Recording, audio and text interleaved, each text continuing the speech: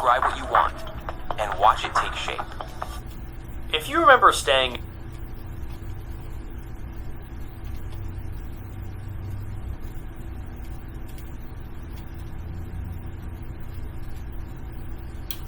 Hello you guys, welcome to my channel. My name is Jai and welcome. Hope everyone had an amazing holiday season. And I'm here with a video from Lucas the Kid, the Tylor Chase situation. Yeah, it's very unfortunate that child actors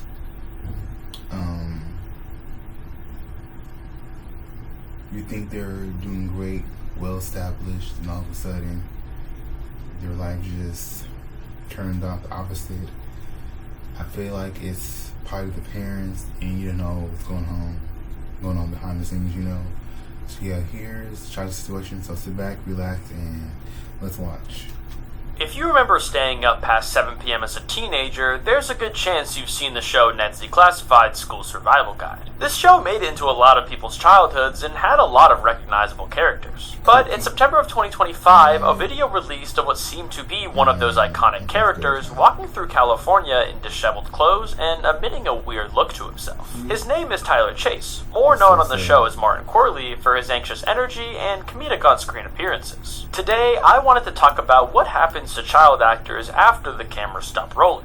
Not the ones who implode publicly with scandals and arrests, but the ones that just disappear.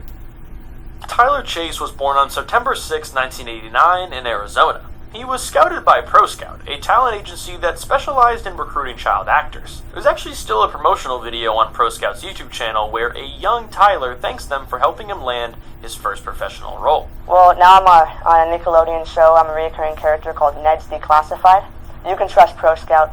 They did it for me. The main cast of Ned's Declassified was Devin Werkheiser as Ned Bigby, Lindsay Shaw as Mose, and Daniel Curtis Lee as Cookie. But the show had a rotating cast of side characters, and one of them stood out for a very specific reason. Martin Corley, played by Tylor Chase, was the kid who felt like he lived inside everyone's intrusive thoughts. He was anxious, neurotic, and even a little obsessive, and treated every minor social situation like the end of the world. Before the internet had language for generalized anxiety disorder or intrusive thoughts, Martin Corley gave a generation of kids a character who felt uncomfortably familiar. He wasn't the main character by any means, and he wasn't even a regular. He appeared in 33 episodes across 3 seasons, but if you related to him, you really related to him. Ned's Declassified premiered in 2004, when Tylor was just 14. The show ran until 2007, making him a working child actor for 3 years, during what would have been a pretty prominent period for someone developing in their early ages, learning things about themselves, their emotions, and truly becoming a member of society. But instead, it was spent being a child actor. During that same period, he also appeared on an episode of Everybody Hates Chris in 2005, playing kid number 4.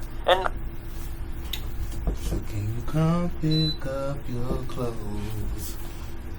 uncredited one-line kind of role. In 2007, the same year Ned's Declassified ended, Tylor landed a role in Good Time Max, a drama directed by and starring James Franco. The film premiered at the Tribeca Film Festival and told the story of 2 genius brothers, one who becomes a successful surgeon and one who spirals into drug addiction. Tylor played young Adam, a character in the film's dual timeline. It was a small role, but it was a step away from the Nickelodeon sitcom era and toward a more dramatic independent film territory. Then in 2011 came his final credit in a professional role, voice acting for the acclaimed video game LA Noire, where he voiced a character named Hank Newber. Excuse me. I've got to sort through some unclaimed items right now. And then, nothing. At least, nothing showed up on his IMDb or in any mainstream entertainment. For most people looking at his career, this is where the story ends. Child actor, acts in 3 seasons on a popular Nickelodeon show, runs a couple of small roles, and then vanishes. The thing about child actors that doesn't get talked enough is when their career ends, they don't just disappear. They're still people in society, and they still have to figure out who they want to be or who they are when the cameras stop rolling. Tylor also maintained a steady YouTube presence across 2 channels. Hello everyone, my name is Tylor, and this will be my video blog channel. The channel had videos that included Bipolar Vlogs AE and various other entries about being sacred or lost. Scared. Lost. Afraid of the universe, yet only living in my world. Please find me. He also wrote and posted poetry which focused on mental health struggles. Tylor seemed to be someone who wasn't hiding from his diagnosis. This was someone who was actively trying to process it publicly, documenting their experience in real time. It all started when I was young. I was free, and translucent to confinement and laws of physics. But the uncomfortable truth is awareness doesn't always equal treatment. Documenting your mental health struggles on YouTube doesn't mean that you're medicated, and talking about bipolar disorder doesn't mean you're receiving psychiatric care. I'm only just a person. A lowly being incapable of change. Yet I'm chained down to my bedroom by the gravity of bipolar. And based on what his mother would say later in September of 2025, it seems like Tylor was aware of his condition, but unable to consistently manage it. I always thought of myself as inspirational, but the world wants to void my thoughts. Hopefully that one word that ends it all. Goodbye.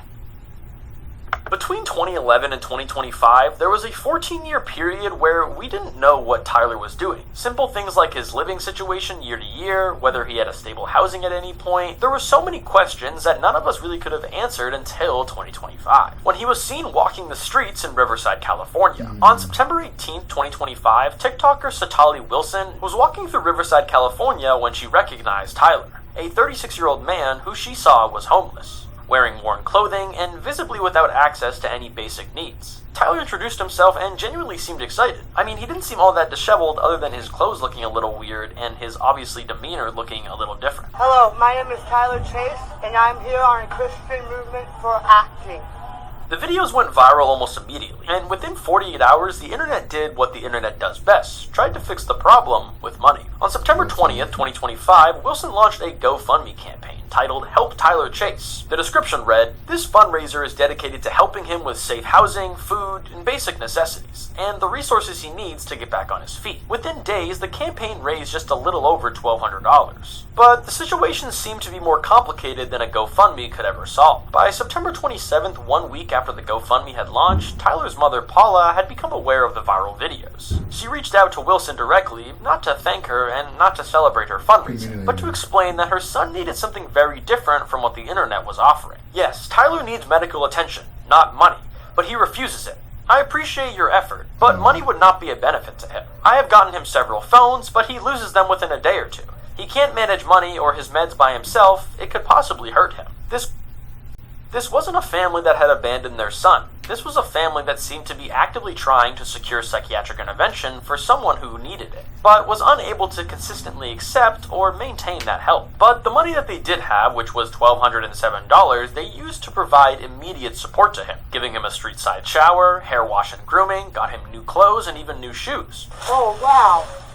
Those are beautiful. You like them? Yeah. Try them on, they're yours. Now, my personal opinion, I don't know whether the family is going to truly help him or if they're just going to truly let him live on the street. I also don't know how difficult it is to have a kid, let alone raising a kid, with mental dysfunctions like this, so I can imagine it is a lot of stress. And seeing your son blasted online, who was once a famous actor, to now being someone who's homeless and disheveled, then getting $1,200 and realizing that the money isn't going to fix him, he needs psychiatric help, but why not put that money towards psychiatric help? Or why not let the funding keep going, but don't give him the things that he needs right then, but give him the things that he needs for the ever-living future, which is psychiatric help in the long term. I bet if they kept the GoFundMe running up long enough and said that it was going to be for psychiatric help and not just like things to have in the moment, I think people would have pitched in a lot more, and I think Tylor Chase probably could have gotten better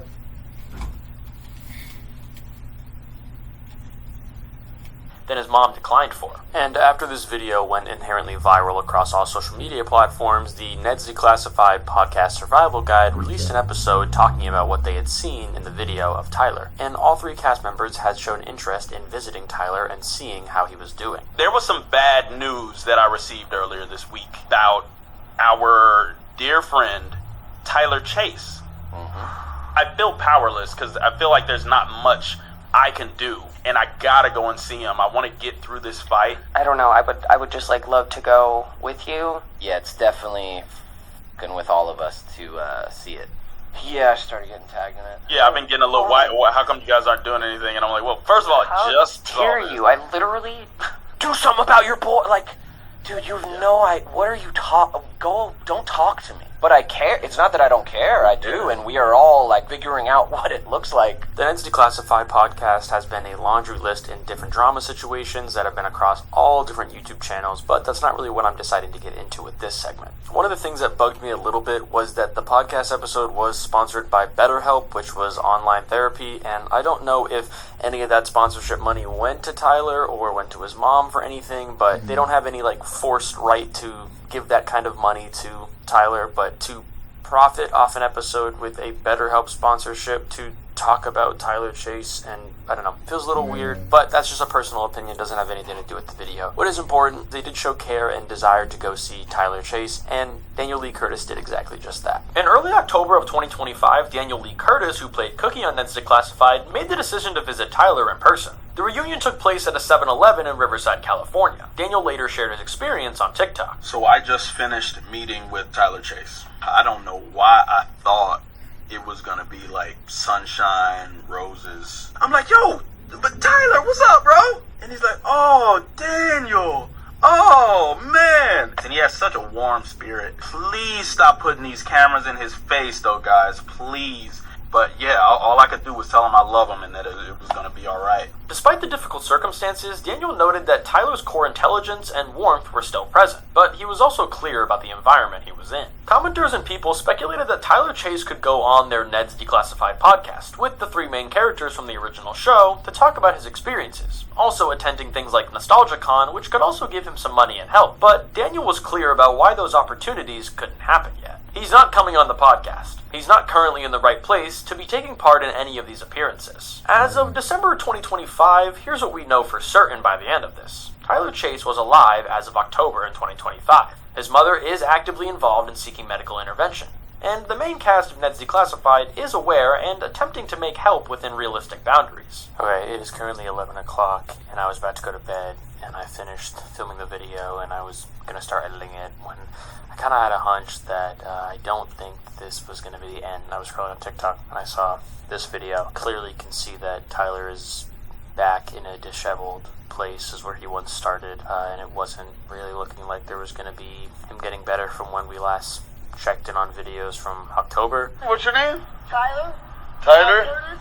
And then also Tylor Chase for Poetry of Hollywood. I was reading a lot of the comments, and a lot of the comments were kind of saying similar things that were happening a few months ago, where it's like, we need to help him, we need to get him help, we need to fundraise money for him, and a lot of people kind of were saying similar things of like, he's not ready for help, he doesn't need help, and so it kind of caused this discourse. But it's important that we're just grateful for what we have as family, no matter what it is, no matter who you have, just something to think about during this holiday season.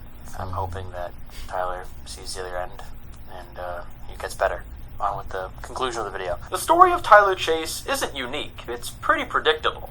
Not because of anything he did wrong, and not because he wasn't talented, but because the entertainment industry has a well-documented pattern of using child actors and then discarding them when they're no longer profitable in their original form. Tyler's identity formation happened while actively performing other identities. His adolescence was spent being Martin Corley, his financial values were tied up in an ability to play a character on a sitcom, and when that ended, there was no infrastructure to help him. The Coogan Law does exist to protect child actors' earnings. Mental health resources existed, but they're not mandatory, and they're not all the times consistent, and they're not applied equally. But Tylor Chase needed help, and still needs help.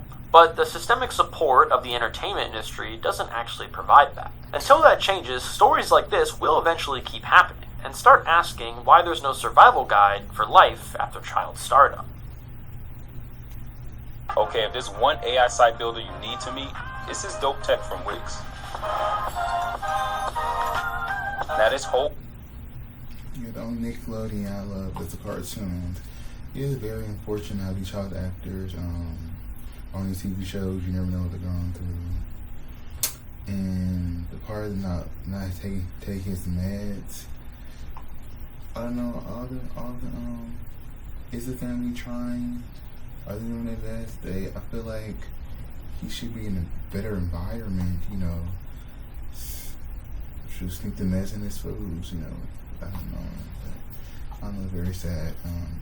I just pray that he just thrives mentally, physically, emotionally, spiritually, financially, and just gets better with his better herself. So yeah, all the actors. Yeah. So yeah, have the most awesome, positive day. Stay grateful, stay blessed, and until next time, you guys. Peace. Stay off.